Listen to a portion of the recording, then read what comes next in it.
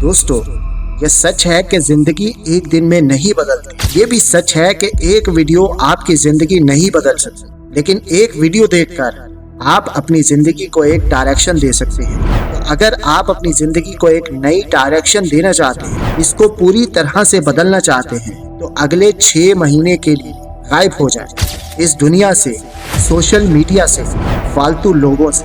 दोस्तों सोचिए जरा, अगर आप आज से 6 महीने के लिए सोशल मीडिया से गायब हो जाएं, फालतू गप्पे बंद कर दें, एक्सक्यूजेस खत्म कर दें और सिर्फ अपने गोल पर फोकस रखें, तो 6 महीने बाद आप कहाँ खड़े होंगे? दोस्तों, लोग इंस्टेंट रिजल्ट चाहते हैं, इंस्टेंट कामयाबी चाहते हैं, इंस्टेंट पैसा चाहते हैं और इंस्टेंट ट्रांसफॉर्मेशन चाहते हैं। लेकिन ये जिंदगी इंस्टेंट नूडल्स की तरह नहीं होती।